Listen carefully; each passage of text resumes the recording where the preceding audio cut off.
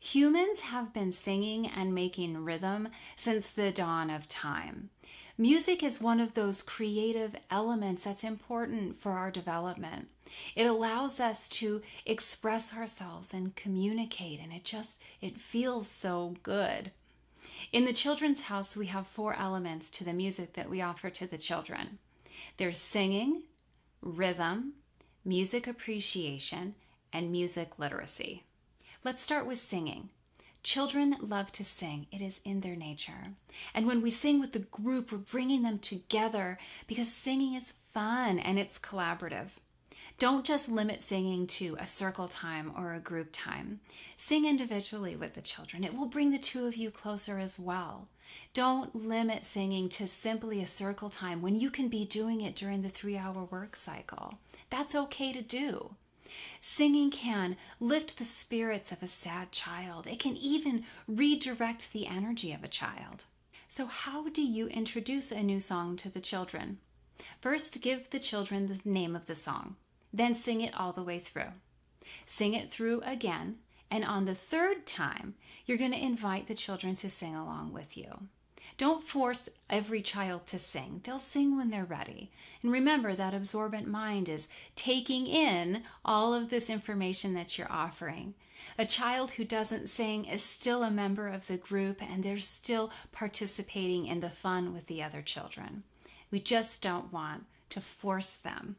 A little advice on selecting songs. You want to look for songs that have great language and great vocabulary. Look for songs with themes that children can relate to, like the weather, animals, holidays, or people or feelings. Look for songs that represent all of the cultures of the children in your classroom, and that is going to take a little research and it's going to take a little time. You can always reach out to parents for this and ask them, what are some songs they sing in the home? What are some cultural songs that you can offer? You can also invite them in. They can come and do these songs with the children too. Parents love that. Another tip is write a list of the songs that you have offered to the children and tape it inside of a closet or a cubby door, because we get stuck singing the first 4 songs in our mind over and over again. And if we have this list handy, there's always something we can offer the children that they haven't maybe heard in a while. You can compose your own songs. When I was in the classroom, the children loved when I would sing songs about them, and I would just create these and do them on the fly. They felt so special when they heard their name in a song. You can sing in other languages. This is great because we're exposing the children to this idea that children and people sing all around the world, and they sing in all of these different languages. You can offer the translation to those songs too. Singing folk songs gives children a little idea of how life used to be for us. They lend themselves to storytelling once we finish singing a song, telling the child what that song was all about. Cognitively, what is happening when children are singing? Well, they're strengthening their executive functioning skills, they are refining listening skills, and they're also strengthening their memory. Singing is very powerful support in the development of children. Now let's talk about rhythm. Children have already experienced rhythm when they get to the classroom because there's rhythm in any music that they hear. We start with rhythm by using our own bodies, our hands to clap, we can pat our legs, we can stomp our feet. Start with simple rhythm and then build up to more complex. You can play games where you clap out a beat and they clap it back. You can clap to the beat of music. You can walk on the line. They can walk or even march to the beat of the music. And don't forget dancing. Dancing is so much fun, and aren't we also feeling the rhythm of the music as we're doing that? Then we can use rhythm instruments. These would be tambourines, rhythm sticks, hand drums, maracas, and you can do this in a group setting.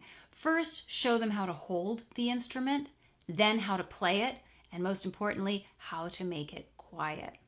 Make sure you pass them around the group. Not every child needs to have an instrument because building patience is also important, and it's a little exciting while you wait your turn for an instrument. You'll play a beat, they'll play it back. You can do all of the same activities that I talked about before in making rhythm with the body with these instruments, and they're a lot of fun. Just make sure that you are demonstrating care and some restraint with these. You don't want it to be a wild noise-making session. Music appreciation is next, and it's tied to language because when we talk about composers or artists or pieces of music, we tell stories to go along with them. So the way you would introduce a piece of music is you would select either the artist or the piece. You would tell the child something about it, a little short story about the artist or composer. Play the music.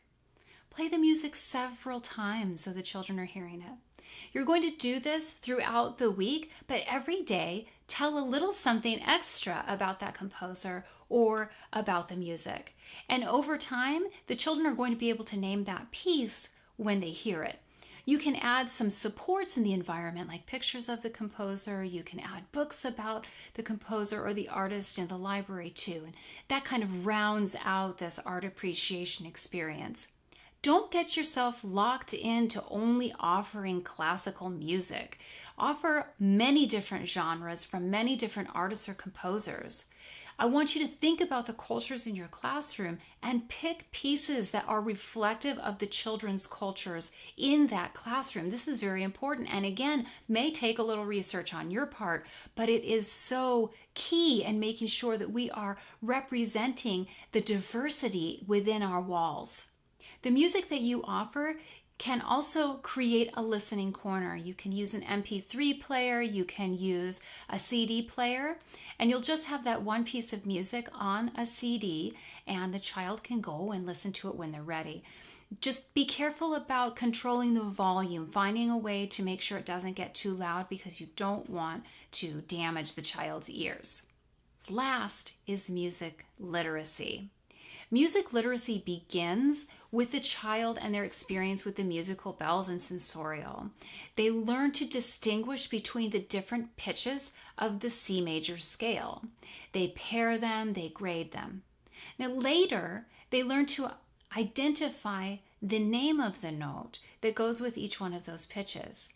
And what follows that is a lesson on the musical staff, where they see every note has a special place on the staff, and they learn to associate that with the music that they're playing. Then they make random compositions, and finally they can make their own composition, their own expressive composition that they can play themselves on the musical bells. Don't be afraid of going that far with the bells. Many teachers don't because they don't feel as if they're musically inclined. Learn with the child.